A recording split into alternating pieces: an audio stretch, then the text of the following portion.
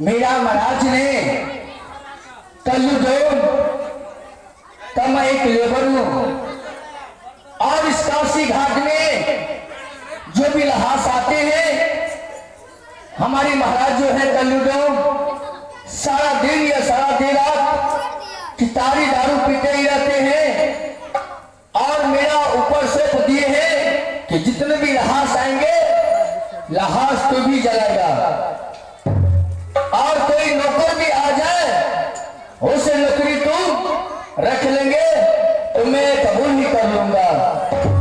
ठीक है, मैं आज काशी घाट घूमने के लिए जा रहा हूँ। देखता हूँ कोई लहास लेकर आएंगे या कोई नौकरी खोजने के लिए आएंगे तो मैं उसे लहास दिला दूंगा या नौकरी रख लूंगा।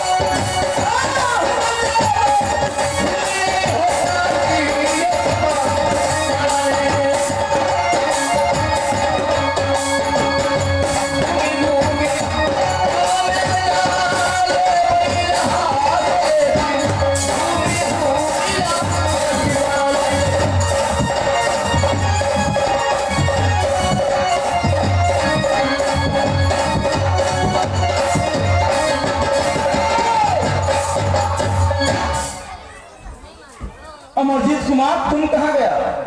मेरे रानी फूला वो कहाँ चली गई? देखो कलजुग का फेर, देखो कलजुग का फेर, दोनों भाई मिलके सीने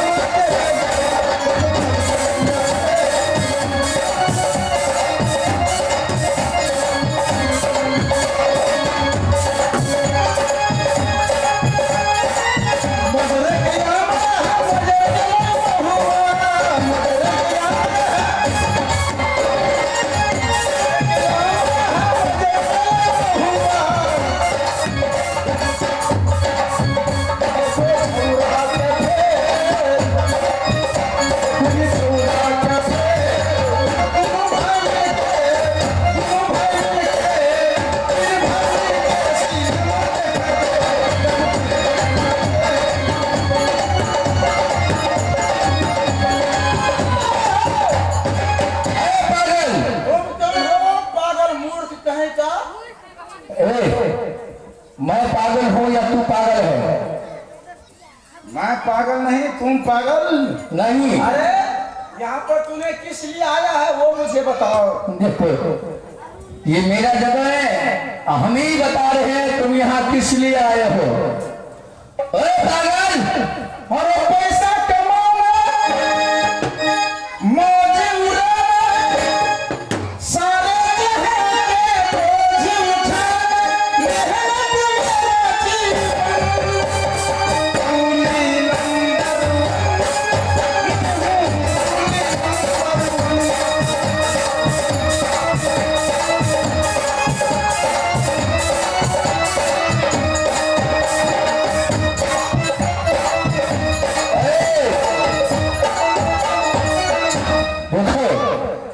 तुम पागल हो या कोई रूप बन कर आया है? बोलो। अरे तुम कौन हो?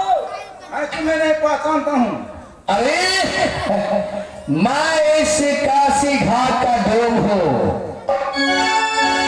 मेरा काम है जिसको जो आदमी मरते हैं उसे उठाकर वहीं से श्मशान में ले आता है। मैं उससे 5,000 काबुल रुपया लेता हूँ, उसके बाद में लहास जलाने देता हूँ। 100 रुपया मैं लेता हूँ तब लहास जलाने देता हूँ। पागल, तू तो पागल है। मैं यहाँ पर रह जाऊंगा, लेकिन क्या सब करना होगा वो बताइए। देखो अगर तुम पागल हो तो मैं तुम्हें पागल बना ठीक कर दूंगा। तुम नौकरी रहो, मैं तुम्हें पागल बना ही ठीक कर दूंगा। ठीक है, मैं रह जाऊंगा। कितना पैसा दीजिएगा? पैसा पैसा दूंगा महीना में, तुम्हें 10,000 को महीना दूंगा। नहीं, 167 रुपया एक महीना में लेंगे। अरे पागल, कितना पागल है? 167 रुपया लेंगे। 167 में बोलो, 160 बोलो। ठीक है, तुम्हें जो मांग रहे हो मैं उतना दूंगा, तुम नौकरी रह जाओ मेरे पास। क्या रह गया महाराज? ये बांस थम हो। ये बांस तूने छाड़ो। हाँ पकड़ो। पकड़ो। अरे मैं नहीं, तू पकड़ो। मैं पकड़ लिया। और आज दिन और तारीख से इस काशी घाट पे तुम हरिडोम तेरा नाम रह गया। मंजूरी है? क्या? हरिडोम यानी हरियाडोम। ठीक है महाराज, आज दिन आज तारीख से यहाँ पर मैं ड्यूटी करूंगा। अगर कोई आदमी आएंगे लहास जलाने के लिए, उससे 5,051 रुपया ले लेंगे, उससे बाद में लहास जलाएंगे। 5,051 रुपया और 1.25 गज का फल। जब तक नहीं देंगे कोई, तब तक टंगड़ी पकड़ को लहास को फेंक देना है। वापस बता दूं। मैं और तुम्हें जो तनख्वाह 44 कमाई होगा तुम ही रख लेना। ठीक है, जो भी पैसा है होगा तू ही रख लेना, मैंने नहीं। नहीं, तू रख लेना। मैं रखूं? हाँ ठीक है। और बिना कफरी और बिना पैसा के तू अगर लहास सिलावा दिया, तुम्हें कड़ी से कड़ी सजा मिल जाएंगे। बोलो मंजूर है? ठीक है महाराज, आपको आदेश हो गया, आप जो कह दिए वही बात मैं करूंगा। ठीक है, आज और दिन तारीख से तुम इस श्मशान में, यह श्मशान जो है बहुत लंबा है। सारा दिन को हम लहास जलाते ही रहते हैं, लेकिन आज दिन तारीख से तुम लहास जलाएंगे और मैं यहां से जा रहा हूं।